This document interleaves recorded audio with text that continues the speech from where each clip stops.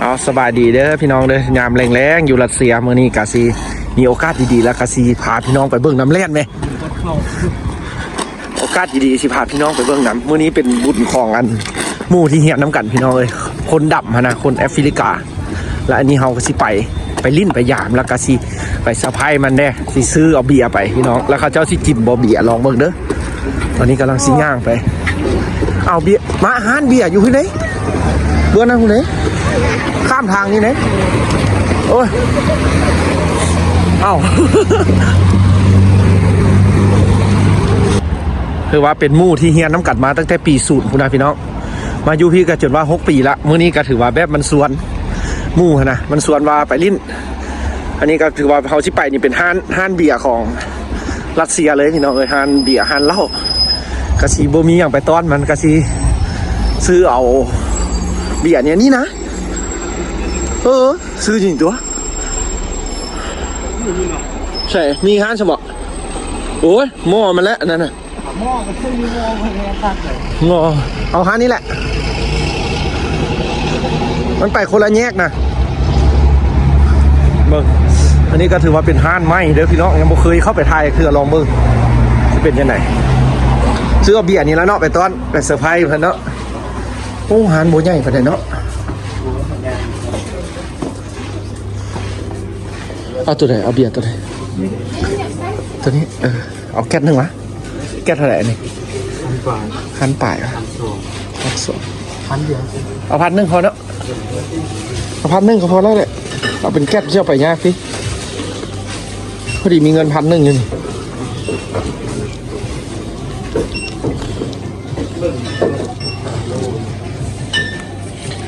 เงินนี่ยังมีเงินบาทไทยอยู่เลยตั้งแต่มาแต่ไทยคนพี่น้องเงินบาทไทยยังอยู่นี่400-500ที่ซื้อเอา1,000พี่น้องสิได้จากตุกเด้อเบียร์อยู่รัสเซียหักถือก่อนบ้านเฮาได้ล่ะเบียร์อยู่รัสเซียถือก่อนบ้านเฮาสิป่าย1,000ดอกประมาณ200,000 ป่ายนั่นหนึ่งแกะหนึ่งพี่น้องนี่ก็ถือว่าเป็นฮานบ้านเฮาพนักงานขายเป็นสิแหละพี่น้องเลยเอากระบุมีอย่างที่ซื้อไปต้อนสิเอาเบียร์อะไรไปต้อนอันนี้ก็เป็นเหล้าพี่น้องเลยเหล้ารัสเซียบัตรเมืองพลจีซื้อมาต้อนเพิ่นอยู่บ้านพี่น้องเลยกระบุแพงได้เนี่ยแก้วหนึ่งก็400,000 ป่ายค่ะ200,000เนี่ย700-800พี่น้องพอละ1,000จักป่องฮะพอซะบอก1,000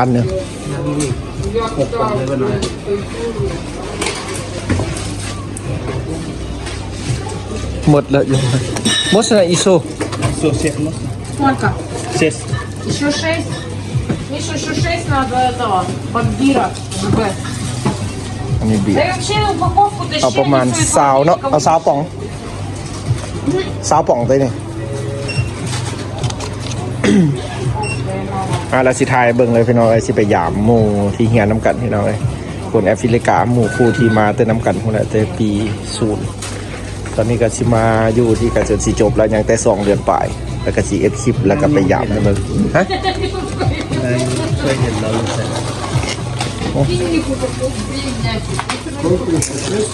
ได้เช่นก็ได้เอามาให้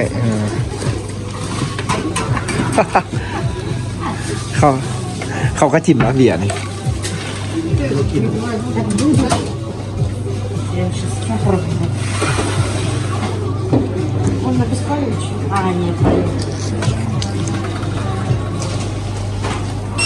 ใส่ถุงเลยเก็บใส่เลยฮะอัดฮีทตัวนี้เลย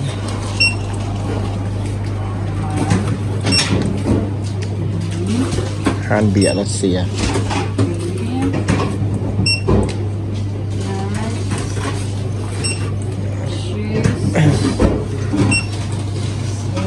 ราคาขึ้นพร้อม300พอเวลา1,000นี่ใบ1,000 รูเบิลเลยพี่น้องใบ1,000 รูเบิลประมาณ200,000 ป่ายบ้านเขาถ้าเป็นเงินบาทก็สิประมาณ300 ป่ายค่ะ400 บาทพี่น้องครับเป็นเงินไทยเด้อ 1,000 รูเบิลเงินรัสเซียก็สิหน้าตาไปสิละ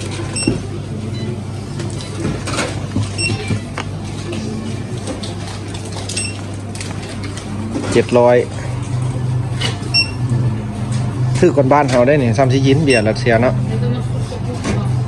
รางบ้านเขาเป็นเท่าไหร่2-3 แสนได้บ่3 แสน ปั่นไล่มาเลยนะ987สาวป่องพี่น้องเดินสาวป่อง10 โลป่องแล้วเท่าไหร่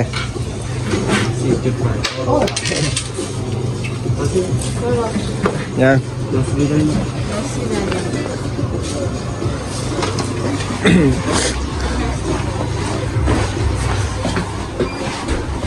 คนเข้าดีเนาะฮานอันนี้เนาะ แม่นว่าฮานนี่ไหนเขาเจ้าแยกสาขาที่โอ้ตัวก็ลึงฮอตเพิ่นเนาะ เข้าดูจะลึงเลย เอาพี่น้องตอนนี้เขากำลังซีย่างไปเดินย่างเอาเพราะว่ากระโปงไก่ดอกประมาณบุฮอดลักเดี๋ยวพี่น้องข้ามตึก2-3 ตึกนี่แหละเดี๋ยวไปฮอดราชิท้ายให้เบิ้งพี่น้องไปทางไงเอาทางนี้ก็ได้จะไม่เห็นอะไรไปทางนี้แหละไปทางนี้ลัดออกกันเลยไปลัดซอดพุ่นซอดพี่ป่านอยู่บ้านเขาเนาะ ก็ไปข้างเดินบ้านนะนี่แหละพี่น้องบ้านเพิ่นก็ยังเป็นสิใบไม้ใบหญ้ายังบ่ปุ้งเด้อพี่น้องเดือน3เด้อนี่เด้อกำลังจ่อกำลังอย่างพี่น้องยังอยู่เดือน3เด้อหิมะก็ยังมีได้พี่น้องคิดว่ามันสิละลายเมื่อละได้หิมะนี่ยังเต็มอยู่พี่น้องเลยตอนนี้นะเอาไป2 คนไปจากบึดจากขาวประมาณ2-3 โมงก็มาเนาะ เพิ่นว่าเพิ่นหันโทรหาพี่น้องมู่นะค่อยกำลังต้มไก่ท่าอยู่ขนาดนี้แบบเขาบอกเด้เขาบอกว่าเขาคนลาวกินอาหารแบบนั้นแบบนี้แล้วเขาเจ้าเกี่ยมท่าพี่น้องเขากระบุมีอย่างก็ซื้อเอาเบียร์นี่ละ ประเทศอันกิบมินี่พี่น้องเลยกิบมินี่พิซซ่ามีเฮียน้ำกันมาตั้งแต่ปี0พุ่นละ6 ปีพี่น้องที่มาอยู่น้ำกันนี่นะ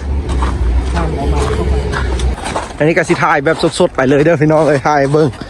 หรือว่าชีวิตของเราอยู่พี่น้องเลยก็ถือว่ายามนี้ก็ถือว่าเป็นช่วงที่แบบเก็บเกี่ยวผลงานสุดท้ายพี่น้องเลยเก็บเกี่ยวตอนสุดท้ายเอาพี่น้องเลี้ยวไปฮอดแล้วที่ถ่ายให้เบิ้งพี่น้องอันนี้เขาก็ย่างลัดแก่นั่นแก่นี้ไปมันก็สิเปื้อนพี่น้องเลยนี่เบิ้งหน้ามันละลายนะนี่เดี๋ยวไปฮอดแล้วที่ถ่ายเบิ้งอีกว่าแถวนี้ก็ถือว่าเป็นเส้นทางที่เอาลึงเคยพี่น้องเลยไปมาสุกมือทุกวันเลยเนี่ยผู้ใดตึกเพิ่นอยู่ข้ามตึกตัวนี้พี่ใดตึกตัวสูงนี่พี่ใดมาตัวกัสเซียอยู่ตึกตัวหน้าอันมีเดินบานเนี่ยนะมีเดินบานเขาไปเตะบานตอนพักแรงจะกินตอนโอ้คุณวะผู้ใดบอลทงเฮียนหลายๆเงาๆเอากำลังไปพี่น้องเลย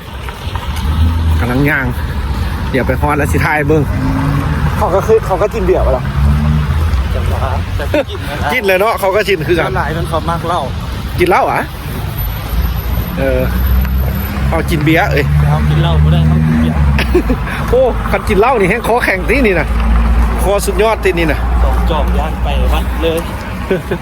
ไป2 คนพี่น้องย่างลงกันไปคนมาผู้เดียวมันก็สิวางเวรแห้งสีแบบกลางคืนมันก็สิแบบอากาศหนาวเด้ที่หนาวตื่นเนาะไปต้องกัน2 คนชีวิตอยู่รัสเซียพี่น้องเลยคิดฮอดบ้านสุดๆแล้วตอนนี้นะบ้านเป็นยังไงอันนี้นี่6 ปียังไม่ได้เมื่อบ้านจักเถื่อมาแต่อายุจักปี22มาแต่18-19 ปีตอนนี้จะเป็นบ้าเนาะเมื่อจะจื้อทางบ้านมาได้คนนี้นี่นะ6 ปียังไม่ได้เมื่อบ้านพี่น้องอันนี้นะว่าใจอดทนขนาดนี้นะมาอยู่รัสเซียนี่มาแต่ตอนเป็นบ้าวน้อยเดี๋ยวนี้จนเป็นบ้าวซ้อนละโอ้คือว่าเย็นให้ล่ะว่าบ่เย็นขยินได้นี่ซิบูมีสาวรัสเซียแล้วดำของมีสาวรัสเซียได้เนาะอยากน้อยค่อยถ่ายอีกคอละสิถ่ายเบิ่งเด้อวันนี้กำลังย่างนี่ทำไง เอาพี่น้องสีฮอดแล้วแถวนี้ก็เป็นหม้อโรงเรียนพี่น้องเลยโรงเรียนเด็กน้อยโรงเรียนเด็กน้อยแล้วก็ถึงไปโรงเรียนเยาวชนมต้นมปลายไปพี่น้องเลยแถวนี้ถือว่าเป็นเขตโรงเรียนหมดเลยแถวนี้นะ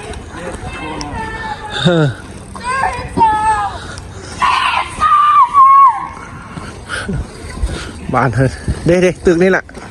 หันไปบันเย็ด2บันเย็ด2นี่แหละเฮือนข้าเจ้าพี่น้องรัสเซียเด้อเอาก็มาเศร้า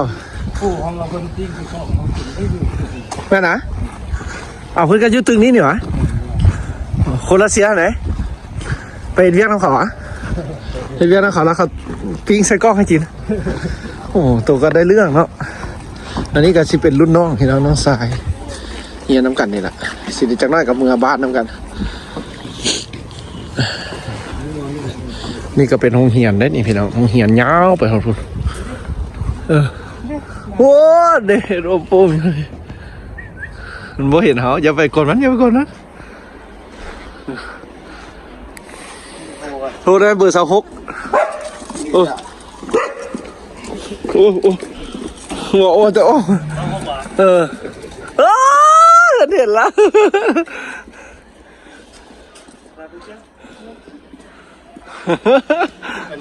ขึ้นไปแล้วนะนั่งท่าได้น้องขึ้นก็ได้ไปขึ้นไป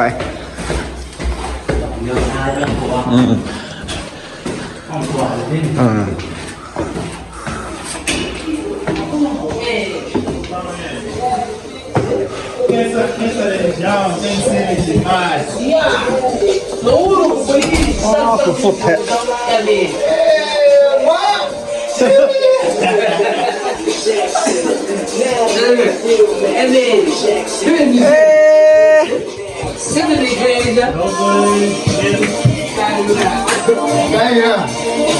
3-4 คนนะเพื่อน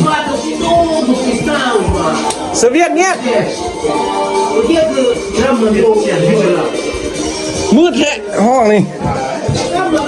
พี่น้องบดเกือบกันนะ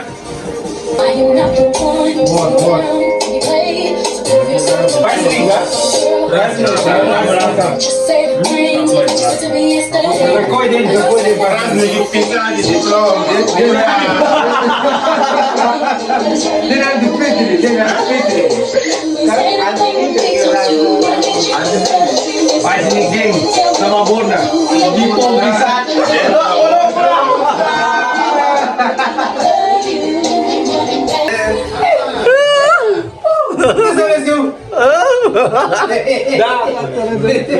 มาแล้วกันพี่น้องอันนี้คนเราโอ้สบายดี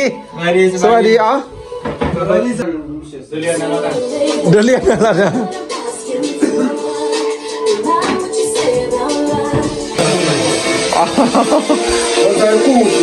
แม่นแท้ๆนะนี่ต้มไก่ไส้อันนี้แท้ๆป๊อกินรวมน้ำกันเลยได้แบบมาพบกันกินเลยนะมาบ้านเดียวกินเลยเดี๋ยวพี่น้องเลย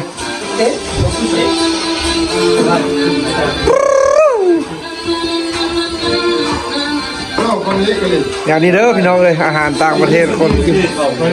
นตินสิดิ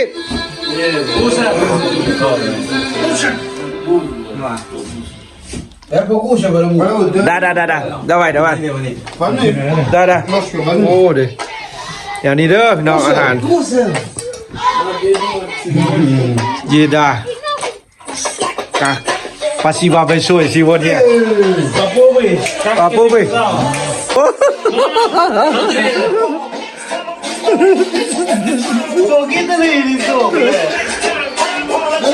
โอ้ยันเมาเทได้กูเห็นมันฮักแล้วเด้เว้นฮักคันนึงแล้วเด้เมาละ